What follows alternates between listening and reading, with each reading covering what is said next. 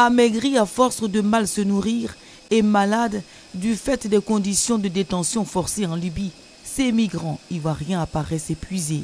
Leur rapatriement à Abidjan est facilité par l'Organisation internationale pour les migrations et l'Union européenne. Ce programme va non seulement leur permettre de revenir, comme c'est le cas aujourd'hui et ce à quoi nous avons pu assister, mais ça va aussi leur permettre, leur donner une chance de se réintégrer socialement et économiquement dans leur pays. C'est une équipe conjointe du ministère de l'intégration africaine et de l'OIM pour faire un profil des migrants, voir les besoins les plus urgents. Effectivement, on pécule en espèces, hébergement, nourriture, mais aussi appui psychologique. L'accompagnement psychologique, un facteur important dans la réhabilitation de ces jeunes touchés à vif par la souffrance. Oui, en tout cas, les mots me manquent. Dieu merci, il n'est pas mort, il est vivant. En tout cas, je suis contente, très heureuse même.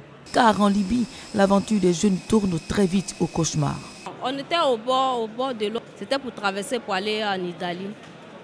C'est comme ça que, un matin, des hommes armés sont venus nous prendre.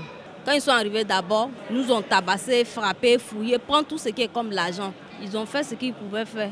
Ce qu'on a subi là, non, c'est Dieu seul qui sait.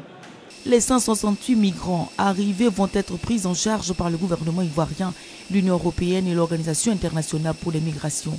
Mais des milliers d'Ivoiriens restent toujours pris au piège en Libye. Il y a entre 800 000 et 1 million de migrants en Libye aujourd'hui.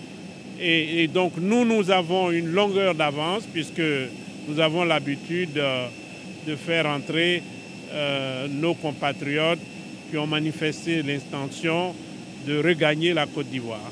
Pour ces raisons, une série de mesures d'urgence pour mettre un terme à l'esclavage de migrants en Libye a sanctionné le 5e sommet UAUE. Celle-ci concerne l'évacuation d'urgence des Africains désirant quitter la Libye, la mise sur pied d'une communication de sensibilisation pour dissuader les jeunes tentés par l'exode et d'une coopération pour démanteler les réseaux de passeurs. Mais le tout, selon Emmanuel Macron, le président français, est aussi de reconstituer un État en Libye.